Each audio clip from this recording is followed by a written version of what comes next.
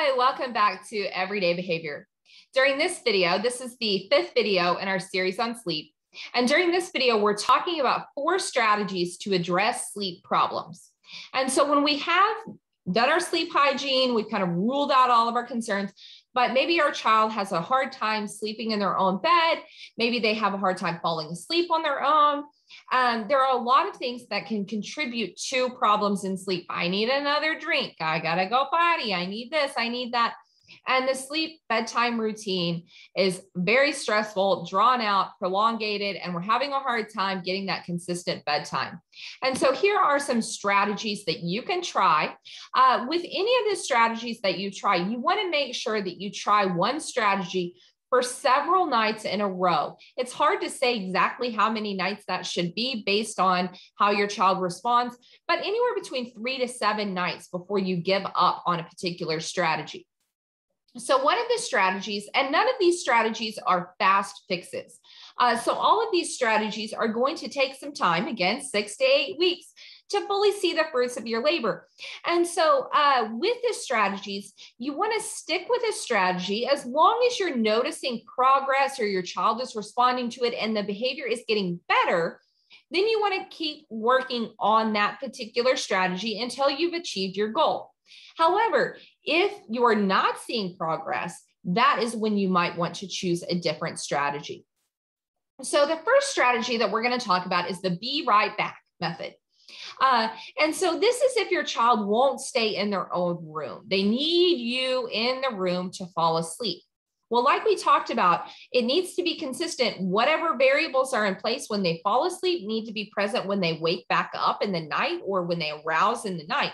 Well, if you have to be there, that means that in order for them to fall back asleep at 3 a.m., you either have to get up and go back to their room or they come and get in your bed. And that's not what we want. And so with the be right back method, if your child won't let you leave the room, then you're going to come up with a lot of errands to run. Okay. So you're going to sit there with them and then you're going to be like, oh, honey, I need to go get a drink. Okay. I'll be right back. Okay. So you're going to go get your drink and you're going to come right back. The important thing is you have to come back. Okay. And so they get to see, okay, mom left the room. She came back. A monster didn't crawl out from under my bed and get me. I didn't die. I'm going to be okay. The boogeyman didn't come. Okay. So you're going to sit there for a little bit of time and then you're going to say, oh, now I need to go to the bathroom. I'll be right back. So you're going to get up and you're going to walk to the bathroom. You're going to go to the bathroom and you're going to come right back. As long as they stayed in their bed and they were calm, you want to slowly increase the time you're out of the room. Okay. So you're going to go get your phone and lo and behold, your husband might need to ask you a question. Now you can't be gone so long that they panic. Okay. So the part of this is they need to increase their arousal, but not so much that they panic before you come back. Okay. And so then you're just going to elongate your be right backs. And eventually the hope is, and the strategy is that they will start to calm down in their room without somebody in the room or be calm in their room, get adjusted to that it's okay in here, that this place is not as scary as I think. And eventually they will fall asleep while they're waiting for you to come back. So that's our be right back method. Next are scheduled check-ins. So it's a little different than the be right back method. It's kind of the reverse. Instead of you being in the room and leaving for a minute and coming back for long duration, stay in the room for a period of time, leave for a minute, come back, stay in the room for a period of time, leave and come back. This is you stay out of the room, you come and check in, and then you leave again. And so this is, I'm going to come right back and check. Okay. So if your child is scared to be in the room, let them know you are okay. You've got everything you need. I'll be back in 1 minute. Okay.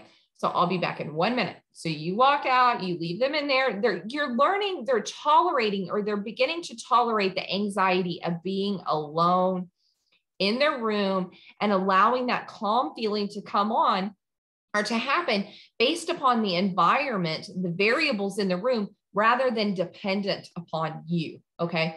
And so you're just going to leave for a minute and you're going to come right back, and you're going to leave for a minute and you're going to come right back. Now, this is, yes, it takes a lot of effort, but if you're having to sit in your child's room, or you're going through this 30-minute tirade every night, it's not like you have free time anyways. And so rather than spending that 30 minutes on meltdown mode or sitting in the room, you're going to spend that 30 minutes kind of coming back and checking in. And you're going to slowly increase that time from 1 minute to 2 minutes to 3 minutes to 5 minutes to 15 minutes. Don't go straight from 5 to 15, but you get the point. You're going to slowly increase your check-ins. One of the things that kids worry about is that you won't come back after I'm asleep. And so one of the things that you can do is you can leave little tokens on their bed, or not on their bed, on their nightstand. And each time you come back, you can take a token, so that if they happen to kind of arouse and they don't see you, they can see that you came back and checked on them. And so they know you came in and checked on them because you had to come and get the token to check on them, right? So that's one of the things you can do. And you can even up the ante, where if the more tokens they have in the morning, maybe they can cash those in for some extra time on something. So if they say, Mom, I don't need you to come back, I want to keep my tokens. And then you can be like, that's great. I'll let you keep your tokens. Or you can, that's another way you can use to motivate increasing the amount of time. So maybe you start out with 15 tokens. I'm going to come back and check on you 15 times. I'm so sorry, parents. But it's better than the stress and the tantrums, I promise.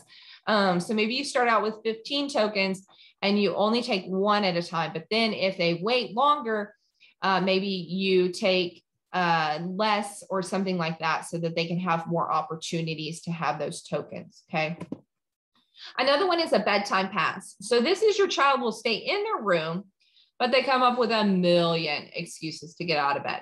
Mom, I need a drink. Mom, I gotta go potty. Mom, I forgot to tell you I love you. Mom, I forgot my hug. Mom, it's too hot in here. Mom, I need my blanket. All of those things. They come up with a million excuses for you to come back into bed. And so they get up out of their bed and they come in, or they call for you to come back, and you're like, oh my goodness, what is it going to be next? Okay. So in this circumstance, you're going to give your child 3 passes. Okay. You have 3 passes to get out of bed after I say goodnight. So we're going to do everything. We're going to go to the bathroom. We're going to get a drink. We're going to get a snack. We're going to, all the things, get your blanket, do a hug, do a kiss, all the things, everything that you can think of that they might need. Okay. You're going to do that as part of your routine.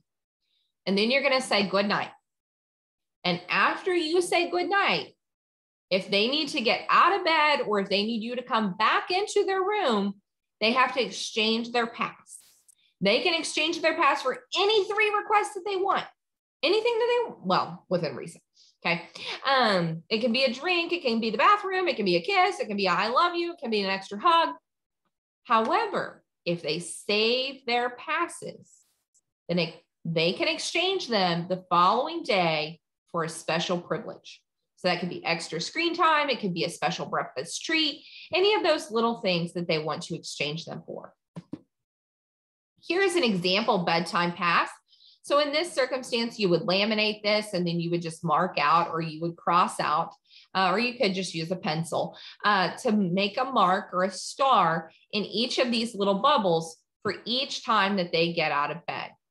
But if they don't exchange it, then they can use it the following morning for a special bedtime treat.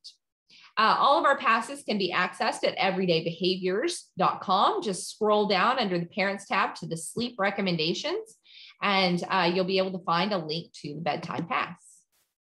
Another one is fated support. So some of our kids really require a lot of support from us as far as tickling their back, rubbing their back, singing to them, whatever that is. They need you to lay next to them to fall asleep.